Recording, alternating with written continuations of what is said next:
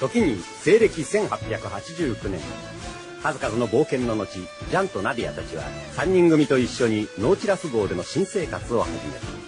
慣れない潜水艦での生活に戸惑いながらも、たくましくその日を生きていくジャンたち。そして今日も謎の組織ネオアトランティスを追ってノーチラス号の航海は続く。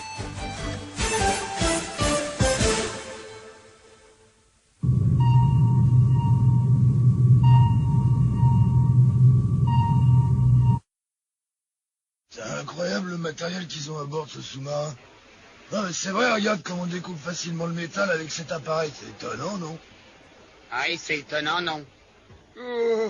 Dis-moi, est-ce que tu sais combien de temps on a passé dans cette boîte de conserve? Mais ça, c'est une colle. On perd un peu la notion du temps à être constamment sous l'eau. On aurait dû compter les repas. Les repas, oh, ne me parle pas de ça. Du poisson, encore du poisson, toujours du poisson, encore du poisson. J'en ai assez du poisson. Voilà, au courbouillon, aux petits légumes. Je peux plus supporter ces fichus poissons. Et combien de temps on va encore devoir ingurgiter du poisson? Eh ben, moi, ça me déplaît pas le poisson. Pareil, c'est bon pour la santé. Et puis, Madame Electra a l'air de beaucoup aimer ça. Je me suis brûlé. Ce qui m'inquiète, c'est que Mademoiselle Gladys a l'air de se plaire à bord, elle.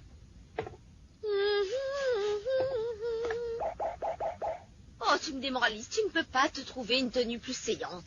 Mais, pourquoi faire? Pourquoi faire? Toutes les femmes ont envie d'être jolies. Est-ce que tu as vu les dégaines que tu as, ma pauvre? Tu es tout bonnement affreuse dans ces loques. Oh, et puis arrête de me regarder avec ces yeux de merlan-frit. Et remue-toi un peu au lieu de rester là planté.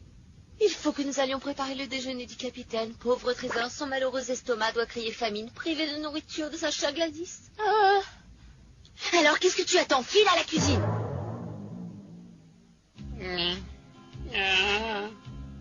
Misère. Allez-y, commencez, n'attendez pas que ça refroidisse. Aujourd'hui, je vous ai fait une lotte à la sauce Gladys. C'est très aimable à vous, merci. Bon appétit. Bon appétit.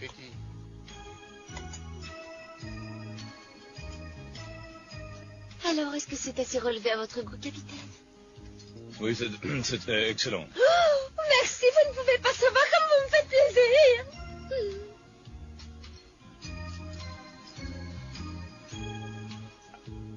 Tiens, Attila, voilà pour toi, régale-toi.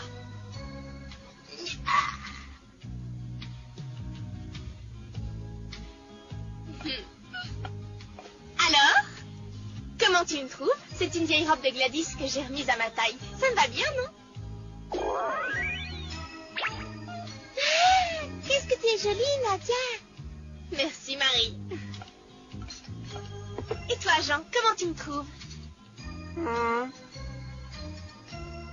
Oh, merci, Nadia.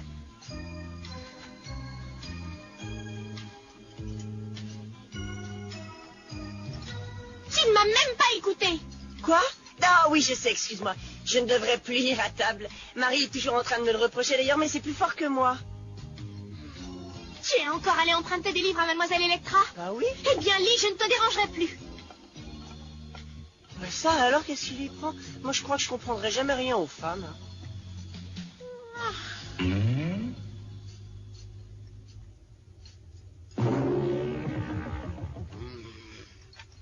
Trop, c'est trop, j'en ai assez. Oui, c'est quoi? C'est la goutte d'eau qui fait déborder le vase. Je n'en peux plus de tout ce poisson. Ça fait des jours et des jours qu'on ne mange que du poisson. Je hais le poisson, je ne peux plus voir le poisson. Ça me rend malade, le poisson. Je n'aime pas le poisson. Je ne veux plus de poisson, plus de poisson, plus de poisson. J'ai besoin de prendre l'air, ou bien alors je pense que je vais faire un malheur. Tais-toi, espèce d'idiot. Si tu as quelque chose contre ma façon de cuisiner, dis-le-moi franchement, et on s'expliquera. Mais assez d'insinuations comme ça. Vous savez, c'est pas votre façon de faire la cuisine qui est en cause, mais c'est du poisson tous les jours, c'est un peu monotone. Et puis, la vie n'est pas très gaie à bord. Alors, tout ça, ça finit par créer des tensions. Il a raison, il faut une certaine habitude pour supporter la vie qu'on mène à bord d'un sous-marin. Ce n'est pas si simple.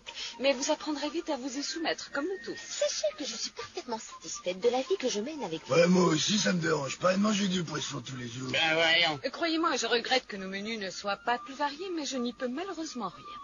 Oh, qu'est-ce que ça veut dire? Est-ce que vous trouvez que je ne me donne pas assez de mal pour préparer vos fichus poissons? Non, je n'ai jamais dit ça. Je n'ai absolument aucun reproche à faire à votre cuisine.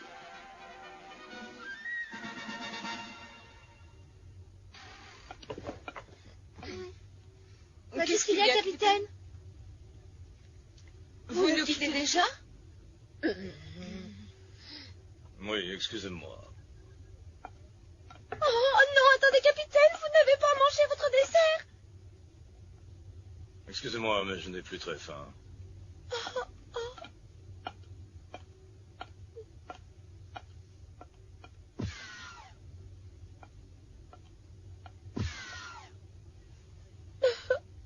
Il n'a même pas voulu de mon dessert.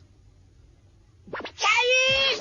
Tout ça, c'est de ta faute. Si tu n'avais pas fait de scandale, il ne serait pas parti. Mais j'ai pas voulu faire de scandale. J'ai dit ce que je pensais, c'est tout, quoi. Silence! Puisque tu ne peux plus manger de poisson, avale ça! Tiens! Allez, mange ça!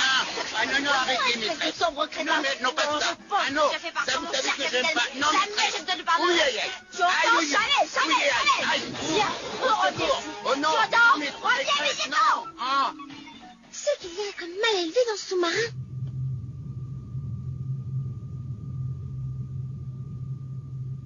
Tout le monde est sur les nerfs en ce moment. Non, pas moi, capitaine. Je vais tout à fait bien. Je sais, je parlais surtout de nos nouvelles recrues. Oh, il faut juste leur laisser le temps de s'habituer à la vie à bord. Mhm. Mais il y a aussi le problème des vivres. Si l'airfiche n'est pas dans les parages demain, nous ferons une escale à terre et on enverra les hommes à la chasse. Oui, entendu, capitaine.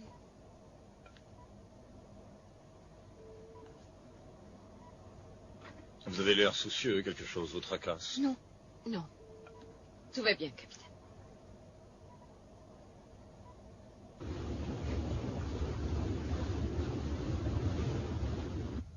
Ah, c'est vrai, on va pouvoir descendre à terre. Et c'est pas une blague. Non, c'est exact.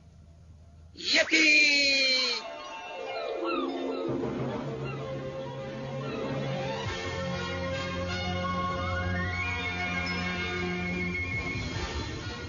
Amarrez le Nautilus.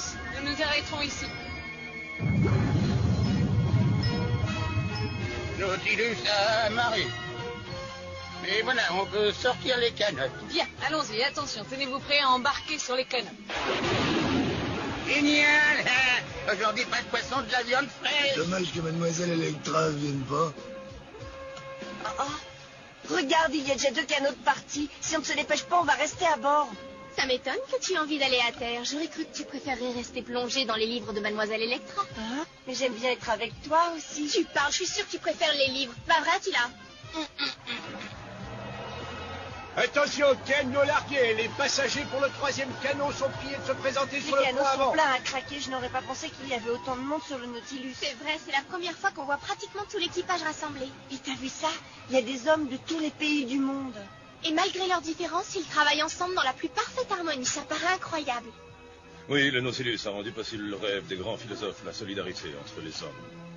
Capitaine, Ça paraît impossible que des hommes de culture et de religion si différentes puissent s'entendre. Bien souvent, ils grandissent dans la haine les uns des autres et devenus adultes, ils ne pensent plus qu'à s'entretuer dans des guerres absurdes. Mais les hommes du Nautilus ont appris à oublier leurs différences. Ils se sont unis pour poursuivre un but commun. pour poursuivre un but commun? Oui, un but commun, lutter contre Argon et détruire la nouvelle Atlantide. Et je crois que je vous en ai trop dit. Vous ferait-il plaisir de descendre à terre, vous aussi? Ah oui.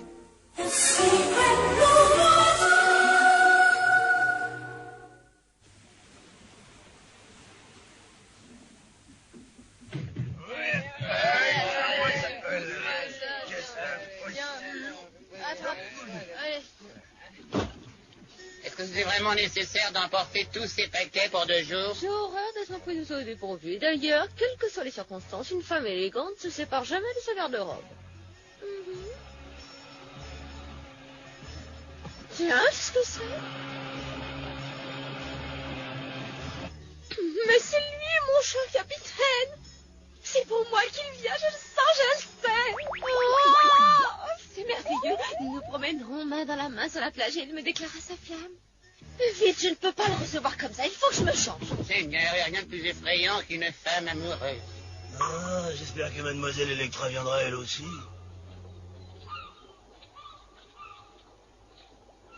Les jeunes femmes d'aujourd'hui n'ont aucune pudeur, elles ne savent pas rester à leur place. Et il faut reconnaître que ça doit pas être désagréable d'être poursuivi par une jolie femme. À la place du capitaine, je serais plutôt flatté. Cette mademoiselle Gladys est loin d'être laide. まあ口は悪いがあれでなかなかの美人じゃからのグランティスはおまけにグラマー的といやー料理だってなかなかのものですよ。まあ見てくれはちょいと悪いがな C'est vrai qu'elle a peut-être un caractère épouvantable, mais c'est une belle femme. Je trouve même qu'elle a une silhouette tout à fait avantageuse. Oui, c'est sûr, elle a pas eu des défauts. Non seulement elle est jolie, mais en plus elle se débrouille bien en cuisine. Oui, et vous savez ce qu'on dit, c'est par l'estomac que les femmes tiennent les hommes. Je vais descendre à terre. Je vous confie le sous-marin.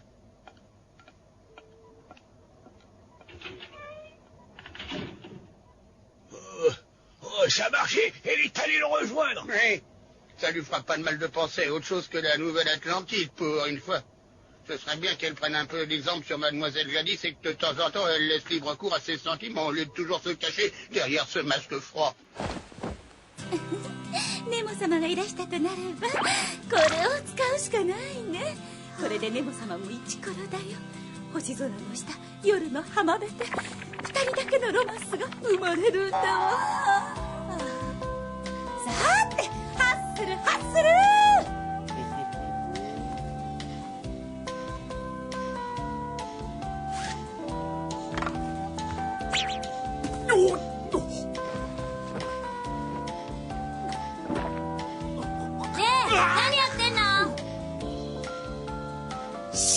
子供はあっち行ってな。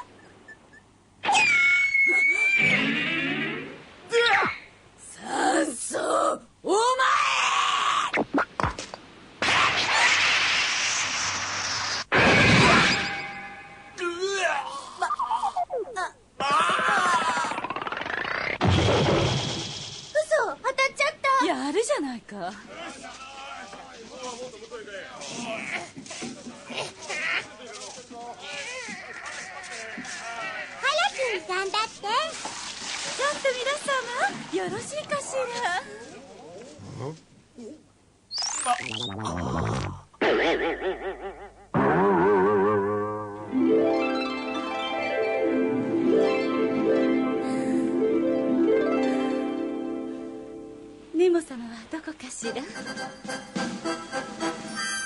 さあ俺は見かけないけど。グランディスさん、船長ならこの辺りの調査にお出かけですわ。あら、あんた船に残ってたんじゃなかったのか。あいにく用事がありまして。残念だね。せっかく水着姿をお目にかけようと思ったのにね。ご自分のお年も考えたらどうです？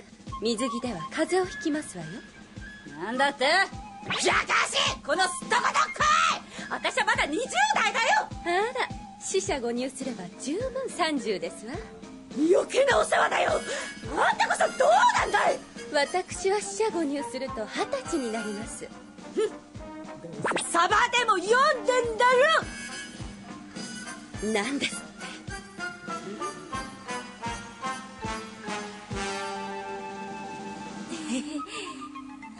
海に行こうか。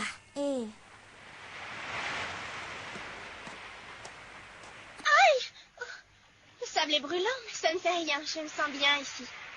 C'est agréable de marcher pieds nus sur une plage et de sentir la bonne odeur de la mer, tu ne trouves pas? Si, ça fait du bien après avoir été enfermé si longtemps à bord. Regarde, il y a des tas de coquillages, ils sont tous plus jolis les uns que les autres. Ah oui, c'est vrai.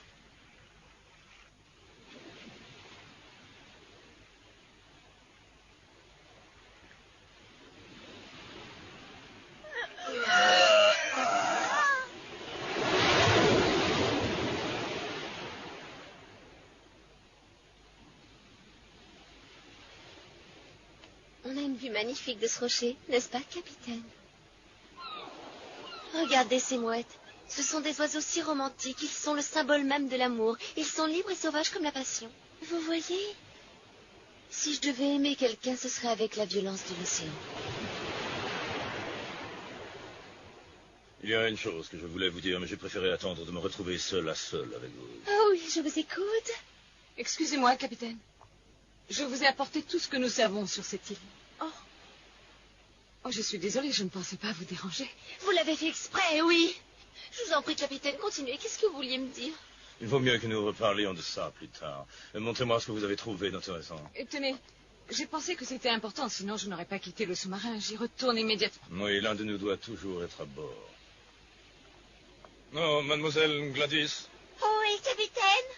Vous devriez aller passer une tenue un peu plus chaude. Vous risquez d'attraper un mauvais rhume habillé comme cela.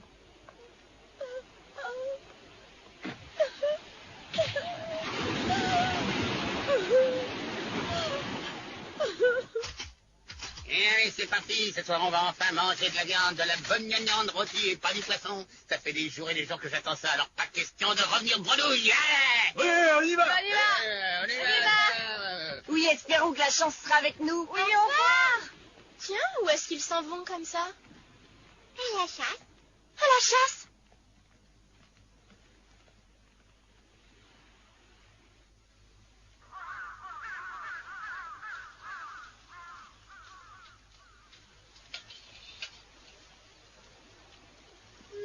Voilà, il n'y a plus qu'à laisser mijoter. Vous savez, je vous admire de pouvoir rester si féminine dans les pires situations. C'est une question d'éducation. J'ai été élevée dans les meilleures écoles de jeunes filles. On vous apprend à toujours sauver les apparences et à garder sa dignité en toutes circonstances. C'est si important que ça, les apparences. Oui, ça compte beaucoup. Et si seulement tu m'avais connue quand j'étais encore une jeune fille du monde. Je suis née dans une famille qui appartenait à la meilleure société. Mes parents avaient une fortune considérable. Nous étions très riches et respectés de tous.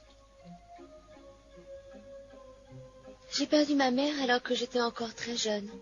Je ne me souviens plus très bien d'elle. Mais je sais qu'elle m'aimait beaucoup et elle m'a laissé en héritage tous ses bijoux. Après sa mort, j'étais devenue la seule raison de vivre de mon père. Il m'adorait, il m'emmenait partout avec lui. Je peux dire que grâce à lui, j'ai eu la plus heureuse des enfances. J'étais une petite fille comblée.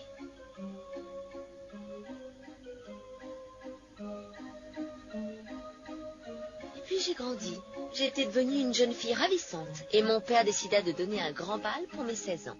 C'est là que je fis la connaissance d'un séduisant jeune homme. Il disait appartenir à une vieille famille de la noblesse. Dès cette première rencontre, ça a été le coup de foudre.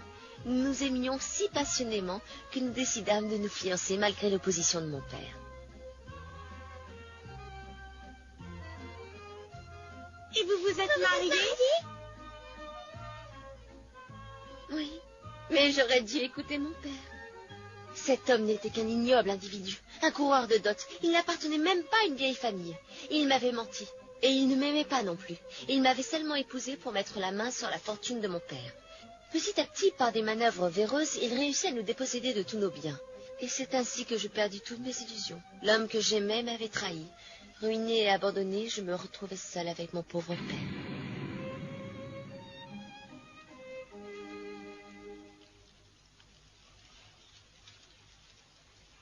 Qu'est-ce qui s'est passé ensuite? Mes anciens amis se détournèrent de moi et tous mes domestiques me quittèrent, à l'exception de 2 fidèles serviteurs, Caius, qui était mon chauffeur, et Titus, mon mécanicien. Ceux-là ne m'ont jamais quitté. Et heureusement, j'avais réussi à sauver du désastre le coffret de bijoux de ma mère. Grâce à eux et à la fortune considérable qu'ils représentaient, j'ai réussi à échapper à la misère et à la pauvreté. C'est depuis ce temps-là que je suis tellement attirée par les bijoux, ils m'ont été très utiles. Alors j'ai eu envie d'en avoir toujours plus pour être à l'abri du besoin. Chaque fois que j'en voyais un, il me le fallait coûte que coûte. Je ne pouvais pas résister. Il m'en fallait encore et encore. Je n'étais jamais rassasiée. Mon plus grand rêve était de posséder toutes les pierres précieuses du monde. Oh, ne crains rien. Il y a déjà un bon moment que j'ai renoncé à m'approprier ta précieuse pierre bleue. Pourquoi? Parce que les bijoux ne m'intéressent plus. C'est autre chose que je veux. Le capitaine Nemo. Il vaut plus que tous les bijoux du monde. Cet homme est un trésor à lui seul. Je sais que tu tiens beaucoup à ta pierre bleue, mais réfléchis un peu. Est-ce que Jean n'est pas plus précieux qu'elle pour toi? Essaie d'être honnête avec toi-même et réponds. Tu ne crois pas que tous les sentiments qu'on éprouve pour quelqu'un comptent plus que tout l'or du monde? Mais Jean, ce n'est qu'un bon camarade pour moi. Pour l'instant, tu penses que ce n'est qu'un simple camarade. Mais les sentiments sont imprévisibles. On croit être amis jusqu'au jour où on découvre qu'on s'aime. Personne ne peut vivre sans amour. Halte, qui va là?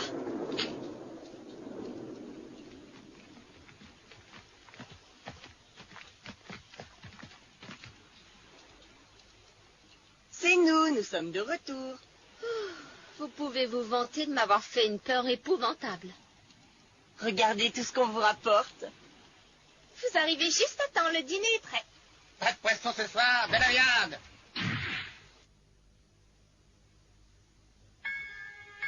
Tu ne pourrais pas mettre cette chose un peu plus loin? Il y a de quoi vous couper l'appétit. On ne t'a jamais appris à respecter la sensibilité des dames. En tout cas, Caillou, c'est un sacré chasseur. Il a réussi à l'abattre d'un seul coup de fusil. À ça me vanter, je peux dire que j'ai un coup de gâchette quasiment infaillible. Vous pensez que vous pourrez nous préparer ce chevreuil pour le dîner de ce soir? Vous n'êtes qu'une bande d'assassins. Ce n'était encore qu'un bébé. Vous ne comprenez pas qu'on n'a pas le droit de tuer des animaux innocents. Je le déteste. Je déteste tous, vous me faites horreur. Oh, Nadia! Ça alors, qu'est-ce qu'il lui a pris? Va savoir, faut pas chercher à comprendre les filles.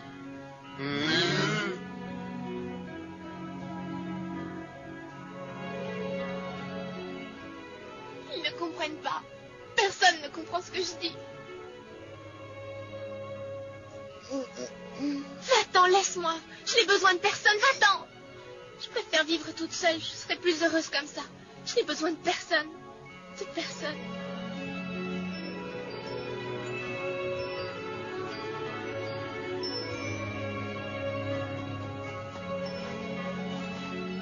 Excuse-moi, Attila, je ne sais plus ce que je dis. Si tu savais comme je me sens seule, c'est affreux. Ah.